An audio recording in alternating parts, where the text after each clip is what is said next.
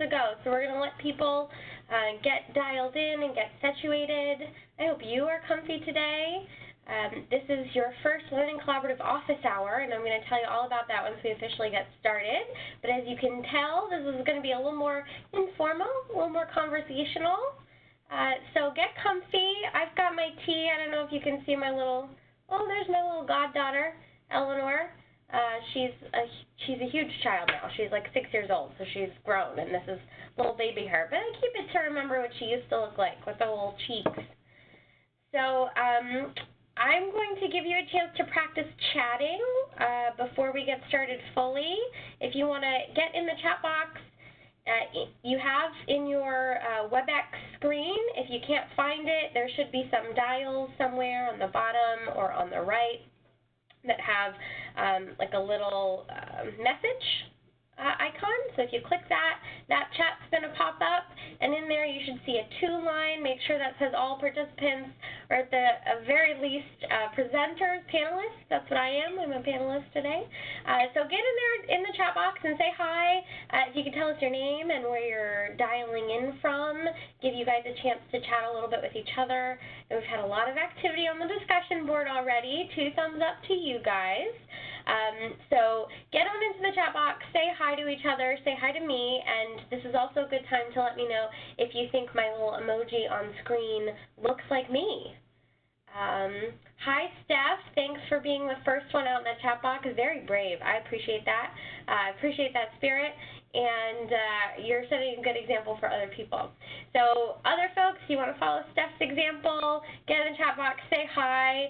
It can be sometimes a little bit annoying to make it too chatty as we go, so you do what's going to work for you guys to feel like you're having a good interactive experience. And thank you, Jessie Michelson. So happy to have you here and happy to have you participating. We are going to have a very exciting and peppy half hour today as we kind of dive into things. Office hours are a bit weird, and this is actually an office half hour, so whether or not you've participated in a learning collaborative before or an office hour, you may be asking yourself, that's weird, what's that? I think I had that in college, or I heard about those going on in schools. The basic idea is that throughout this learning collaborative, we're going to be alternating between web sessions, which is what we had last week, which was just kind of us talking to you and giving you straight information, and then these office hour sessions where it's going to be a little more conversational. This is the time to ask all those burning questions. If you've sat on stuff from the previous presentation, you think, I think I get it, I'm not sure, or I thought about it and I really tried to put it into practice, but I'm not sure how it's going to really fit in. It's also a great time for you to chat with each other. The discussion board is where a lot of this is going to happen because we're together for many months. I know you're excited, and maybe it's the first time you've really contemplated that, but we're together for many months, and so these are going to be good times for us to chat. So we're going to ease you into the office hour experience. So right now, on today's session, your lines are going to stay muted, but in future sessions, you'll have the ability to chat on the phone with us. Today, just use the chat box or the Q&A box that are in your WebEx system panel, and chat away there, and you'll kind of get into the groove of it. We also are a little bit kind of wonky this first session because of the order of things, and so normally we would have that web session that tells you what's going on, and then an office hour session. This time, because there was a larger webinar going on and because of the way the dates worked out, you had kind of weird things going. So from now on, it's going to be, didactic presentation and then office hour, and it's going to kind of work like that. But because I need to do a little bit of a recap today, since it's been a hot minute since you were on that very first bigger webinar that lasted an hour in mid-February, I'm going to be talking a little more than we normally will be during office hours. But don't let that put you off. Please type away in the questions. Thanks to Yadira and Lorena, and I think I saw somebody else, Danielle. Thank you all for chatting away. You can keep going, and as we get a couple more people as we go on, they'll be chatting away in the box there. So grab your tea. I've got Earl Grey this afternoon, or coffee, or I'm on the East Coast, so it's that 4 p.m. Little schlump. You need the caffeine boost here. Maybe y'all are right from lunch and ready to go. Either way, The next 30 minutes are going to be super fun and exciting.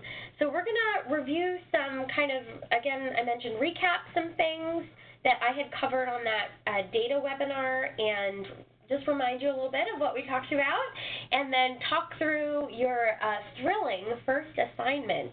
You did reflection questions, which was technically an assignment, something we asked you to do, but you're going to have your first real assignment after this week. So, hi Jerry, thanks for joining us, and away we go.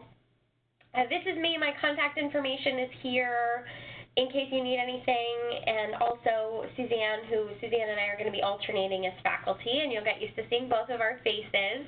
So I just want to keep this kind of information in the slides and remind you that this is not just this time we're talking. We're available all the time for you, and these slides are going to be available on the discussion board as well for you to download.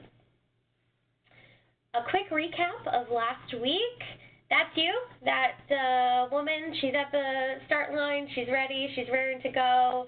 That's you guys.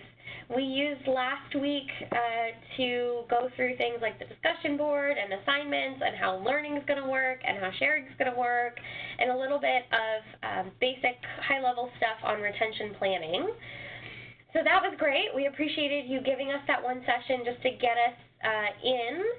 If you have participated in a learning collaborative before, let us know in the chat. If you have, it may not have worked exactly like ours, and if you haven't, we want to make sure we covered kind of all that stuff. So we appreciate y'all being patient, and definitely appreciate all of you who logged into the discussion board, did your introductions, said hello. That was great.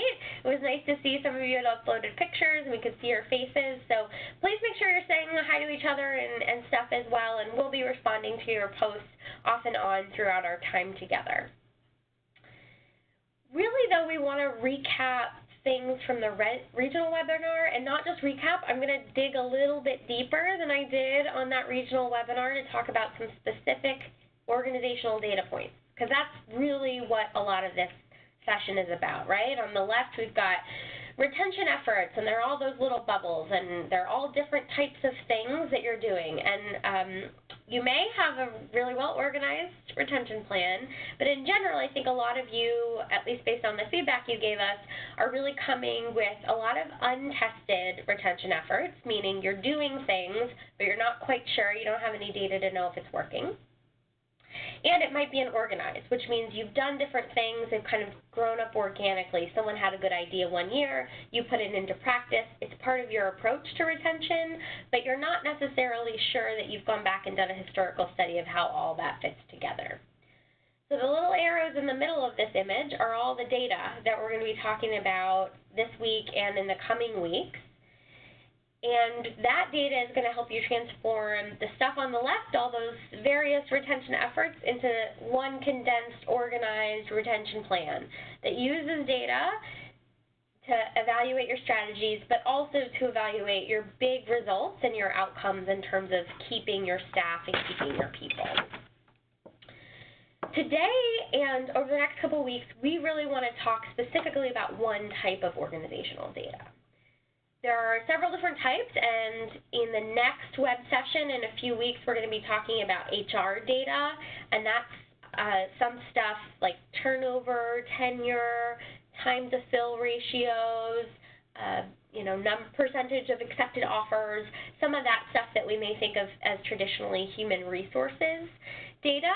But we really want to do a deep dive into organizational data and make sure that you guys are feeling comfortable with the concept of what's organizational data, and have a list of some very specific metrics that we think are important that you have a real handle on. And by real handle, I mean you are regularly collecting them and you have a plan for analyzing them and incorporating that analysis into your efforts. So organizational data. Allison, so many words. What are you saying? The basic gist is that organizational data, those are metrics to help you understand the experience of working in your organization. What is it like to work there? So we have some stuff that you're going to know, and you'll notice there are a lot of things that are kind of qualitative. I know people love working here because of our patients, or I know people love working here because they love their manager, or their commute is really great, or whatever the case may be. But there are some specific metrics that we found are pretty universal across health centers, and they're really high impact when understanding what you have the ability to change, what you as an organization, as an administration within that organization, have the ability to impact. There's some things like fit, right, that's a little bit more of an art and a magic than necessarily a quantitative connection to data points, but there are some specific organizational data points that we really think are key. Now, there's probably about, 50 of those things, if I'm being totally honest. We're going to talk about them, just a few of those, I think just 6 of those, but I do just want to quickly mention that ACU, in part of our general work, does have a data profile available for your organization. You're looking at me, you're thinking, Allison, what are you talking about? The basic idea is that when we started the Star Center program, which is, again, our NCA-funded activity to help health centers, we said we have got to have a way to look at some of this organizational data. For 3 years now, we have been just making with Uniform Data System, UDS data, and other publicly, nationally available data sets. These 2-page, you're only seeing the front on this little screenshot here, but 2-page recruitment and retention data profiles. And that covers actually about 55 of these organizational level data points that I mentioned are in those universe of things. They are currently in PDF form. We do them every year, and we email them out to the CEOs. And already you can tell that that's maybe not the most effective strategy because it's through email. Because of a lot of the confidential data from UDS, we're not able to send it to anybody else from the CEO, so things get lost. It's in the PDF, which means it's kind of hard and static to work with. So exciting news, we are transitioning to using Tableau, which is an online sort of data system that lets you look at and analyze and click through and understand data better. So we're transitioning all of the data from the data profiles to Tableau, and it's going to be available in the field next month, probably mid to late next month. So that's the reason that we haven't covered it as a group before, and why I'm not going to provide it to you right now or go through it. It's because the ones we have are old, and we're going to have new ones, and they're going to be in a brand new system. So just wanted to put that out there. The resources we're giving you mention those data profiles, and the link here in the slide, which again you'll get on the discussion board, will walk you through how to just get the old ones just in case you want to look at them, or maybe you've seen them before and didn't connect the dots that this is what this was. But we are going to have a whole launch in April when we let the data profiles out, and then we're going to be doing more again in the fall with the updated UDS. We're very excited about this resource. It's going to be a lot easier to use once it's in Tableau, but just wanted to let you know that it's available, and all the data points I'm talking about are on this data profile. So as part of your homework, we're going to circle back how you might want to connect with this data profile. But let's talk about some specific organizational data points, again, that are high impact, that we know other health centers use regularly to address that question of what is it like to work at our health center. I'm going to kind of go through these relatively quickly. Feel free to ask questions as we go. We've saved time for questions here. So as I'm talking about one, if you see one and you think, I'm not sure I totally get that, now's the time. Ask away. First one, National Health Service Corps utilization. You've seen a version of this slide before in the regional webinar. Data point is the same. And so for this example, it's the percentage of essentially clinicians that use National Health Service Corps, either scholarship or loan repayment or whatever, by discipline or site. The reason you might flag it, that concern column, that's the same as what you've seen before too, which is you might have potential high turnover, or you might have too many new professionals because you're getting a lot of people right as they're coming out of school and eager for the loan repayment, or because you're getting them right when they're coming from scholarship, whatever the case may be. Now, the new material, and all these links are available in the downloadable PowerPoint, are National Health Service Corps site is the source, sorry. And so where are you going to get this data point? So NHSC utilization is basically what percentage of your clinicians are using National Health Service Corps. One, Folks who use National Health Service Corps are definitely very plugged in to kind of underserved medicine. The fact that they knew about the program, got through the application, participated in the program, really will tell you that those folks are highly mission-oriented and very capable of using resources in kind of the underserved health center space. Those are people you definitely want to hang out onto, and are people that you can clearly say are different from maybe your average Joe nurse or doc or dentist or whoever. It's great to know who those people are. And you may be saying, well, we never qualify for loan repayment because there's not enough funding, and, our score is an 8 and they never fund down to an 8 or whatever. The point, though, is that there may be people that work at your health center who used National Health Service Corps before as well.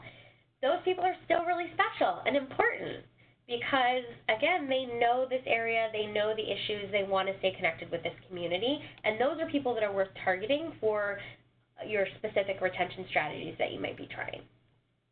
So in order to get that breakdown, and that breakdown would look like just a list of, here's a spreadsheet of all the clinicians and their discipline, what type of clinician they are, and what NHSC program they've served in. One, to have National Health Service Corps at your organization, you have to have a site administrator who verifies people's hours. Whoever that person is at your organization, it might be you, it might be somebody else on your team, who knows. But checking with that person is going to give you, even if they can't give you the names, it can give you numbers of what types of folks. And if you run into any problems, that's worth working out with your NHSC project officers and the Office of Regional Operations staff. And if that's applicable to you, I'm happy to talk through some of the details of that. Without getting too mired in the weeds, site administrators are people who can tell you basically at your organization who have they verified for National Health Service Corps before. And if you want to capture all those people that you're not sure, maybe they didn't get loan repayment with you, but you're not sure if they participated in the program somewhere else, this is a time where you might, that's right, consider a conversation. How many of you have actually held some kind of National Health Service Corps related event at your organization? I'll let you think about it. Okay, you can't answer verbally right now, but think about it, and again, you can put things in chat. But this is a great chance, one, to celebrate the program, because it's one that theoretically could be useful to you if they had money to fund down to 0, let's say. And two, it's great to create conversation with people who have similarities and similar past experiences, and gets you a chance to understand and know those people. So figure out how you might want to have a National Health Service Corps event, how you might want to do a survey out to your team, how you might want to have just manager to team-based conversations. Maybe your CMO talks to all your clinicians. It could go a bunch of ways, whatever makes sense for your organization. But you want to figure out who those folks are. And then once you have this metric, you're going to look at this metric in a number of different ways. You're going to cut it and connect it to other things. But finding out who those people are and then figuring out how to engage those specific people, that's part of your culture of retention. That's part of figuring out. And thank you, Yadira, for your question in the chat box, which is, has anyone done an NHSC event before? I'm going to let folks respond. If you have, now's a great moment to respond to Yadira, and maybe I'll post later in the discussion board some things that we know other health centers have done. Okay, moving along, I told you I was going to keep it quick. You've got the lay of the land now about all the columns, so I'll just say now about competitive salary. I'm not sure what y'all are doing right now to know basically if what you're paying is what we would consider competitive. You can give a 10% mission discount on salary. That's about as much as you can get until people say, you know what, my time is worth more than getting paid 20% less than the competitor. These folks, clinicians of all types, they're already doing good work just by nature of their jobs. They're already helping people. So the whole mission, I can pay less because I'm mission-oriented, doesn't really hold water when you're talking about clinicians. Now, there's lots of other staff that your employee pays, and maybe that's not the same thing. Maybe you just pay $1 less than the hospital down the road, and so you can't keep frontline clinicians or frontline staff. So lots of different things. We want you to have a sense for your own organization whether or not that's competitive. So I've included a link on PCA salary survey. Now Region 10, Northwest Regional PCA, as far as I know, does not have its own salary survey, but Region 8 does. And I know we have some folks here from Colorado. And even if you're not from Region 8, that would be good to kind of get a sense of and look at. So they're releasing their 2018 workforce data, and they've got an event coming up. So we've included the link here on this slide. You can check out corporate surveys, which are things like MGMA data. Those are what really the for-profit friends pay, and that's a good sense to figure out in your local market what other competitors might pay. But I did want to, right here, keep in mind legal issues. I've linked an article on, I think it's called the Survey Safe Harbor. I was looking for my note. The Survey Safe Harbor regulations. But the basic gist is that there are certain kind of antitrust laws in place about not wage setting. So you can't have direct conversations with your competitors and, let's say, agree, okay, we're both going to only pay this much money. So there's some legal issues, antitrust issues related to surveying and getting a sense of what your competitors are paying and using that information to set your wages. So just wanted to flag that for you. You can read up in the link and, again, ask any questions you have on the discussion board. But we want you to have this competitive salary piece. Productivity expectations, of course. This is stuff like visits per FTE, especially by discipline. It's going to impact burnout, exhausting practice experience. That isn't news to you, right? So basically understanding the number, the metric here that we want you to have is what are these visits per FTE, and what are the expectations for, let's say, physician providers and nurse practitioner providers and PA providers and dentists, and just getting a good sense of what that range is. Of course, you guys can get this from your uniform data system data. I've included a link to the guidebook so you can see kind of where it might map out. Your EHR dashboard, your C-suite, I'm sure, has certain productivity measures, especially if you do bonus payments. But you need some data collected that you can look at. So again, you don't need to know what individual people's productivity is. You need to know what the expectations for productivity are because of the culture or bonuses or whatever. So figure out how you're going to get that organized into the right spreadsheet. Support ratios. This is really getting a good sense of what your support staff per provider FTE is, and I should have put that in the slide, but support staff per provider FTE, this is going to give you a sense of whether or not you have unbalanced teams, maybe you don't have enough other non-providers as part of your care team, and maybe that puts a strain on all team members, you don't really know. This is one of those things that can grow organically and can also be in flux, especially if you're changing how you're doing certain, let's say, social determinants of health work, and you're implementing a new survey tool, and so you needed one more team member on your team at this site where you're trying it. This team issues are the kinds of things that can get unbalanced by site just because that sort of worked out, you had vacancies, whatever. So this is a thing where you would really, really want to have site-level data and would want to get a sense by talking to managers at that site about what the care team structure is.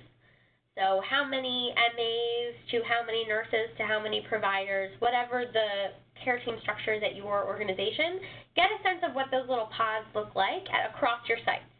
Then you're going to start to see, oh, wait, if you work over at this site, you have a different experience than if you work over at this site. And I wonder if we can connect that to our HR metric, like turnover. We're going to get to that in the future, and how we sort of connect those things as we go.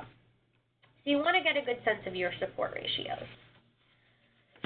Staffing structures, we only got 2 more. Hope you're hanging with me. Staffing structures, this is really getting a good sense of how many people are full-time and how many people are part-time and kind of how you got there. So the how you got there is actually the more interesting part, but you do want to kind of know how you're staffed, because part-time staffing is another thing that can kind of happen over time, and maybe you don't notice the big trends. And this is an example of something that can be great. Maybe you do have a lot of part-time people, and those people have been here, it turns out, like 30 years. And being part-time is part of the reason that you were able to keep them. This is a great way to capture sort of successes, but you do need to have a sense of when have you become a little bit unbalanced, and when have you sort of done things to keep people or to address certain lack of ability to recruit a full-time person. You want to have a good sense of what your plan is. You can do the math from UDS is one of those things that we do the math for you in the data profile, so that's sort of nice. You can do the math from UDS. You should also talk with your recruiting team, whoever that may be. Again, some of you are one-shop recruiting teams, but discuss with your recruiting team kind of how you got there. So pick a few of those part-time people and make sure you guys have a good sense of, well, this person went part-time because they decided to go back to graduate school and are now and want to take, stay with the organization but take a different role eventually once they finish. And this person was part-time because they were moving here, but we were only going to get them if they were part-time. Figure that out, figure out some of the traces, and again, we're going to come back later and connect those with other HR metrics, but you really need to have them ready so that you're ready for that exercise when we do it. Okay, and last thing is provider breakdown, which is basically your percentage of provider types. This is another thing that we've seen really dramatically change at health centers across the years, is they used to be really heavily stacked, 80% physicians, let's say, family practice or general medicine or whatever, general internal medicine, whatever. And now they're 60% nurse practitioners and 40% physicians. There is no one right answer. The important thing is just that you notice what's going on, what your percentage of provider types is, and you're able to trend that over time. Because the issue here is understanding how that trend changing has impacted the practice experience for people. So does that mean they've had different types of care teams the whole way through? Does that mean that there's been problems or other kinds of things with patients as they're adjusting to not being able to see a doctor, which is still a problem for some sort of patient expectations at some places? So you want to have that breakdown, and specifically you want to have that one over time. Okay? So, all right, I wasn't as quick as I said I was going to be. We're basically out of time, but tell me what your questions are. You can write in the chat box, and I'm going to flip over to homework while you're writing down your questions. You don't have to pay so much attention because your homework assignment is posted on the discussion board already. I did it. Yay. So, your assignment, and I have to say, you're going to have 2 weeks to do this, so don't be all stressed out and oh, I have to do one more thing. It's going to be fun. You're going to really like it. It's going to be a good time. This is it. This is the work. Okay? So, your homework, there is a 2-page Word document that's posted in the discussion board under assignment. You're going to download it. It is in Word, so you can type away. And the whole idea is you want to meet with your team. So actually probably the first thing you should do is schedule a meeting with your team being anybody that you think is relevant to workforce data, okay? And you're going to go through both sides of this page. The first side of the page is a checklist of all those data points I just mentioned, and again, you can print off this PDF from the discussion board and use that if you want as you go. You're going to check through and see what you have already. You're going to identify what things you might need to really focus on, and you're going to recap whether or not you have the ACU data profiles before. And then there are some discussion questions on the second page. They're all very important and very exciting, and I really want you to spend some time getting some answers to this. You don't have to write them down word for word and submit them later, but it's really important that you as a team grapple with these kinds of things as we're doing this work together, because you're going to have to be collecting these things and analyzing them together, and you're going to come out of this with stuff. But in order to do that, your team's got to be with you, and you've got to have a sense of what's going to make you successful. Okay, so you're going to do this assignment. Again, you've got 2 weeks. You can post anything that you want related to what you've actually written down or what you have on the discussion board in the assignment section. There are, though, 2 specific reflection questions that are posted in the reflection section, the general discussion, which are to be done after you've done this. So again, not completely mandatory, but I think it's going to be really helpful for you. Your team, your cohort, both your faculty and the other folks on the team are here to help you. So the reflection questions are, which data point seems trickiest to collect and analyze after you've gone through all the ones I've mentioned? What's the one that you think, ugh, it's going to be a whole nightmare to get that?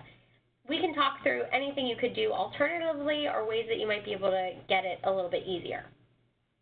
The second question is, what strategies is your team going to implement to actually incorporate this data effort into your retention planning? So that's part of what these back questions are going to get you to, which is, hey, we may not have done this before. We may not have actually collected data and then sat down and used it for anything. So what kinds of things are we going to need to do as a team to actually make this a reality and not just a nice webinar series that I sat on that one time, right? So I'm sure you're having fun with me, but we want to make sure it's useful. So you can fill out those reflection questions after you do this assignment, and we're going to weigh in and talk with each other.